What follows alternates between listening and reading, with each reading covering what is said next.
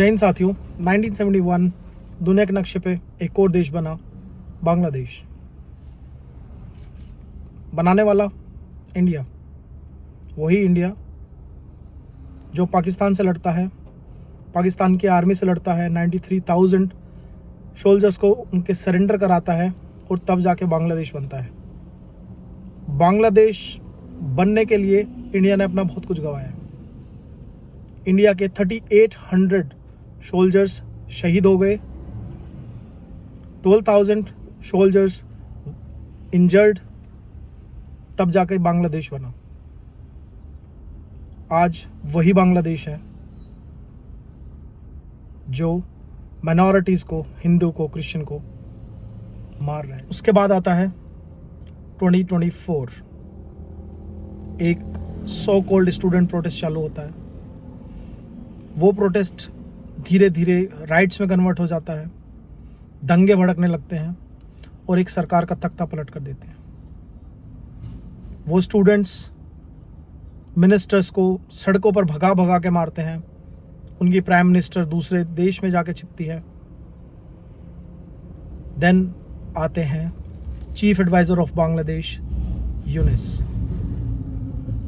वही यूनिस जिसके होते हुए वहाँ minorities, Christians, Hindu, no one is safe. एक क्रिश्चियन लड़की ई रिक्शा से जा रही होती है, कुछ स्टूडेंट्स, बांग्लादेशी स्टूडेंट्स आते हैं, उसके साथ बदतमीजी करते हैं, छीना झपटी करते हैं,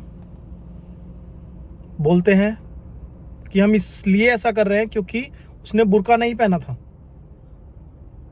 अरे उसकी चॉइस है, वो बुर्का पहने ना पहने। तुम कौन होते हो उसे बताने वाले कि वो क्या पहने क्या ना पहने? एक यूएई है, मुस्लिम कंट्री है, तुमसे ज़्यादा मुस्लिम रहते हैं वहाँ, तुमसे ज़्यादा सक्सेसफुल कंट्री है। वहाँ तो ये सब चीज़ नहीं है। वहाँ तो नहीं कहते कि तुम बुर्का ही पहनो, यू हैव टू वियर बुर्का। नो। ऐसा ही कुछ दिनों पहले होता है दीपू चंद्र दास के साथ। उसे मारा जाता है, उसे इतना मारा जाता है कि उसे अधमरा करके पेड़ पे लटकाते हैं, उसे आग लगाते हैं और वहाँ की पब्लिक उसकी videos, they guys were capturing those things for their Instagram and YouTube feed. उसे किसी ने नहीं बचाया, उसके खिलाफ किसी ने आवाज़ नहीं उठाई और वो इंसान जलता रहा, चीखता रहा। ये है बांग्लादेश और ये है बांग्लादेश की सरकार।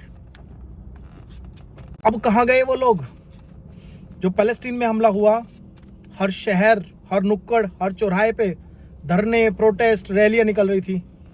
अब हिंदू के ऊपर हमला हुआ बांग्लादेश में, कोई भी नहीं, कोई आवाज़ नहीं उठा रहा है, किसी के फीड में देखा नहीं जा रहा है, बड़े सेलिब्रिटी की बात। और हमारे यहाँ so called Hindu supporter government है। ये वही हिंदू सपोर्टर हैं और ये गवर्नमेंट भी दोगली गवर्नमेंट कहूंगा मैं। दोगली क्यों? क्योंकि ये वही सरकार है जो बांग्लादेश के प्लेयर्स को अलाउ करती है आईपीएल में खेलने के लिए। वो करोड़ों यहां से कमाते हैं, अपने देश में ले जाते हैं और हिंदुओं को मार रहे हैं। क्यों? क्यों सरकार इनके खिलाफ एक्शन नहीं लेती? कब खून खोलेगा हम हिंदुओं का? दीपू चंद्र दास को क्यों मारा गया? Because he was insulting prophet Muhammad. इतना बेवकूफ तो नहीं होगा वो कि वो एक ऐसे देश में रह रहा है जहां वो चारों तरफ इस्लाम से घिरा हुआ है और ऐसे मुस्लिम लोगों से घिरा हुआ है जो कभी भी माइनॉरिटी को कहीं पे भी मार दे रहे हैं। तो इतना दिमाग तो उसमें होगा कि वो कुरान, प्रॉफिट मोहम्मद के बारे में ऐसा कुछ ना बोले। एंड आई बेट कि उसने ऐसा कुछ नहीं बोला। ये एक झूठा षड्यंत्र है जो हिंदुओं के खिलाफ, क्रिश्चियंस के खिलाफ, वहाँ की सारी माइनॉरिटीज़ के खिलाफ हो रहा है। दिन दहाड़े मारे जा रहे हैं। और ऐसा भी नहीं है कि हाँ बांग्लादेश बहुत रिच हो रहा है, बांग्लादेश बहुत पैसा आ गया।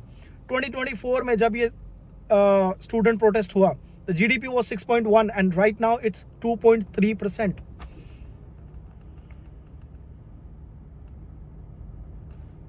अब आप देख सकते हैं बांग्लादेश किस तरफ जा रहा है। और ये सब दंगे भड़काने के पीछे हाथ किसका? यूनिस का।